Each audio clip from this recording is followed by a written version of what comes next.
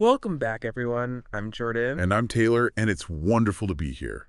Today, we're talking about something really warm and fun, Christmas traditions. Yeah, and we have a very specific goal today. We want to give you the words, the phrases you need to talk about these huge, important family celebrations in English. Exactly. I mean, have you ever tried to tell a friend a funny story, but you just get stuck on a simple word? Oh, all the time. Like maybe you're telling a story about traveling and you forget the word for backpack? Right. And it just stops the whole story. It's so frustrating because you know what you want to say. Yeah, the idea is big, but the word is missing. So today, we're going to give you that language for a really fun topic. By the time we're done, you'll be able to describe everything, from the food to the presents to the feelings. But before we get into all of that, we should probably start with a few keywords. The basics. Good idea. Let's set the stage with 5 words you're going to hear again and again. Okay, so the first one is tradition. A tradition is something that people do the same way every single year. It's like a special habit, right? Something passed down from older family members to younger ones. Exactly. It's the way we do things. Okay, so that's tradition. What's number 2? Number 2 is decorate. It's a verb, an action word. It means you make a room or a thing look nice and beautiful. You're adding things to it, like lights or colors. Yeah, you can decorate a cake or you can decorate a classroom. You're making it festive. And that leads right into our third word, which is ornaments. Right. Ornaments are those small, pretty things you hang on a Christmas tree. Like the little glass balls or stars? And they're not just decorations. Often they have special memories attached to them, like tiny pieces of your family's history. I love that. Okay, what's our fourth phrase? It's a phrasal verb. Get together. Ah, so 2 words that mean one thing. You got it. To get together just means that family or friends meet in one place to spend time together. So your cousins might get together for a birthday party. Perfect example. It's all about being in the same room. And the last one? Our last word is carol. And we don't mean a person's name. No. A carol is a special song about Christmas time. They're usually old, and almost everyone knows them. Okay, so we have tradition, decorate, ornaments, get together, and carol. Those are our tools. Now let's see how they work, starting in, I think, the most important room in the house. The kitchen. Absolutely, the kitchen. All right, let's start there because the kitchen is really where the celebration begins, isn't it? It's where you first smell it. It is. The traditions around food are all about the senses. It Yeah. starts with baking special treats, and that smell fills the entire house. And the main event for baking, from what we've seen, is the gingerbread cookie. Yes. So, for anyone who doesn't know, gingerbread is a type of brown cookie.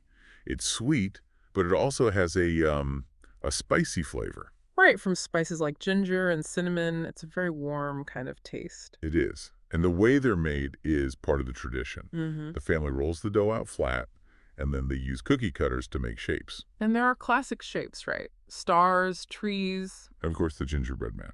the little cookie person. Exactly. And once they're baked, that's when the really creative part starts, the decorating. Okay, so they use icing for this, which is that thick, sweet, sugary paste.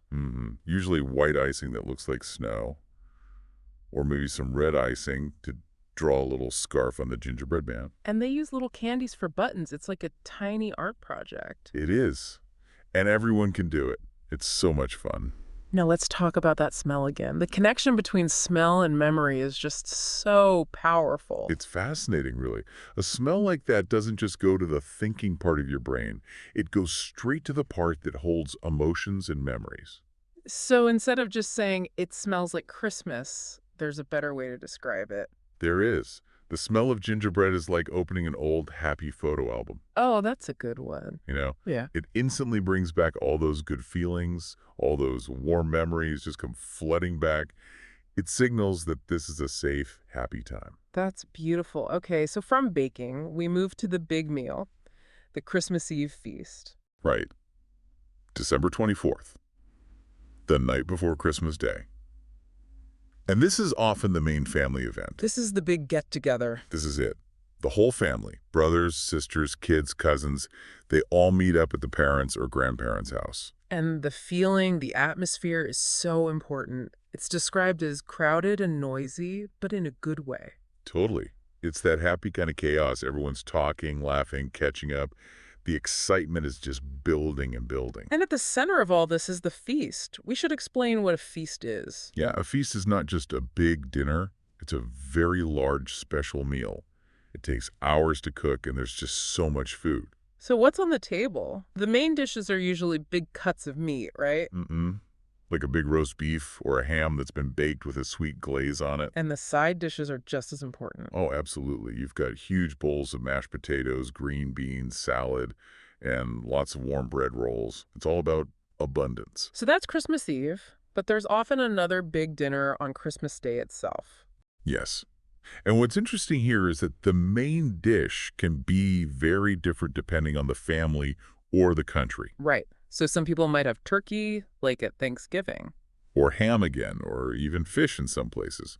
The main protein changes, but the idea of a big special meal stays the same. Let's talk about that ham you mentioned, because there's a specific word there, the glaze. Ah, yes, the glaze. A glaze is a sweet, shiny coating you put on meat while it's cooking. So for a Christmas ham, what's in it? Usually something sweet, like brown sugar or honey, mixed with spices. When it bakes in the oven, it gets kind of crispy and brown and seals in all the flavor. It's delicious. And what about the side dishes? There's one that can be a little confusing. You're talking about stuffing. I am. How do we explain stuffing? Okay, so stuffing is basically a mixture made from bread, dried bread actually. Okay. And you mix that bread with chopped onions, celery, and lots of herbs like sage and thyme. It's very flavorful. And it used to be baked inside the turkey, which is why it's called stuffing. Exactly. A lot of people bake it in a separate dish now, but the name is still there. It's a must-have. And finally, you can't have a feast without dessert. Of course not. And there are two big traditions here. In some places, especially with UK roots, you have Christmas pudding. Which is very dense and heavy, full of dried fruits and spices. Right. But in North America, it's often about pies. Pumpkin pie, or the big one, apple pie. And there's a rule for apple pie, isn't there? Here's a very important rule. It has to be served warm. With a big scoop of cold vanilla ice cream on top. Yes. That contrast, the hot and the cold together, is just perfect. It's the perfect end to the meal. Okay, so we're full from the feast. Now let's move on to, I think, what the kids are waiting for. The presents. The presents and the traditions around them are all about managing that excitement. It really is. It's about building anticipation. The excitement is so high that families have very specific rules about opening gifts. And the first rule is the Christmas Eve present rule. Yes. The tradition of opening just one small gift on the night before Christmas. Why do they do that? Well, it's a way to handle the impatience. Yeah. It gives the kids a little taste of the fun, but it saves the big surprise for the morning. It keeps them from going completely crazy with excitement. That's actually pretty smart. And the type of gift is important too. It's usually something quiet. Very important. We saw a great example. The gift is often something like a simple puzzle or a fun new book. Ah, so not a loud electronic toy. Exactly. A book or a puzzle is a calm activity. It helps the kids wind down after the noisy family get-together and get ready for bed. It's a clever way to manage their energy. Okay, so the kids have their one present and go to bed. And now the magic starts. And now it's time for Santa Claus. The idea of Santa is really about teaching kindness and giving, isn't it? He's the symbol of magical generosity. He is. And the children have a role to play in this tradition. Before bed, they have to leave out some snacks for Santa. Right. Cookies and a glass of milk. Usually. But you can't forget his helpers. You have to leave something for the reindeer. You do. Carrots for the reindeer. We should probably explain what reindeer are. They're like big deer from very cold northern places. And they are famous for pulling Santa's sleigh through the sky. A sleigh is like a car for the snow with runners instead of wheels. And the most famous reindeer of all is Rudolph. The one with the bright red nose to guide the sleigh. That simple act of leaving out food is actually a really sweet lesson, isn't it? It is. The kids are about to receive all these gifts, but first they have to give something. It teaches empathy, So Christmas morning finally arrives. and it is an explosion of energy. Kids wake up so early, sometimes before 6 in the morning, they're just too excited to sleep. And what's the first thing they see? It's just a beautiful sight. The lights on the Christmas tree are on, and the floor all around it is covered in presents wrapped in colorful paper. It must be overwhelming. Now, here's a really important detail. Even with all that excitement, the gift opening is very organized. Yes, this is key. It's not a free-for-all where everyone just grabs their own gifts. So how does it work? There's a system. One person, usually a parent, plays Santa. They pick up one present, read the name on the tag, and hand it to that person. And everyone else watches. Everyone watches. They take turns.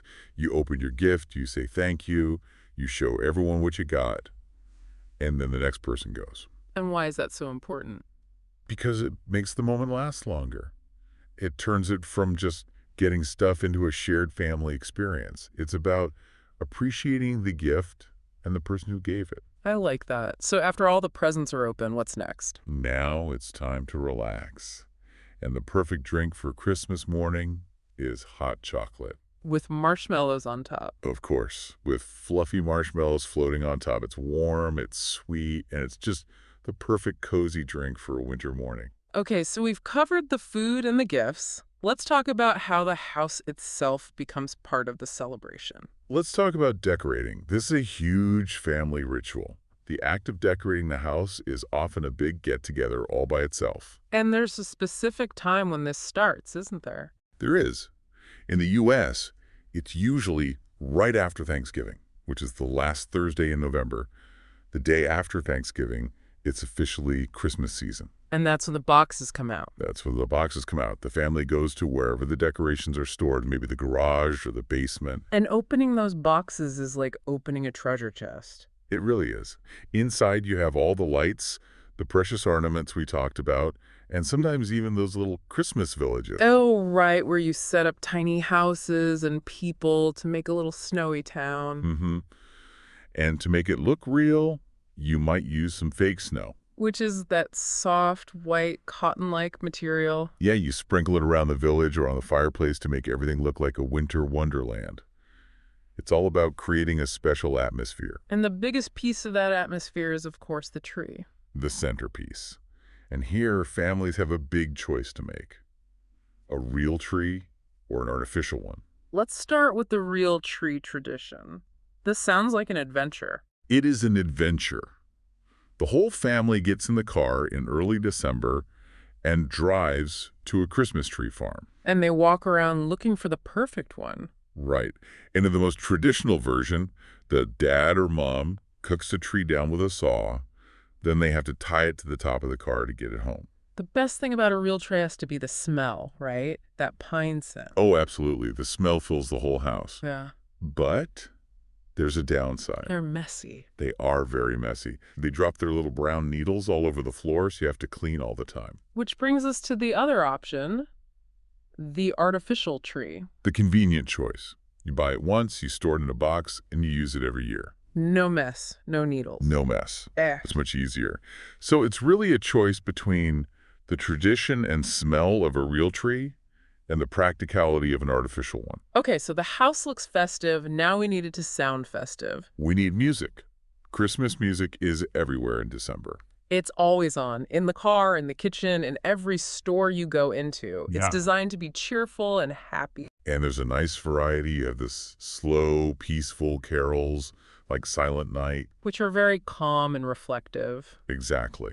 And then you have the really fun, energetic songs like Jingle Bells. Songs that make you want to dance. It's a whole range of sounds. And that brings us to the tradition of caroling. This is when people actually go out and sing for their neighbors. Right.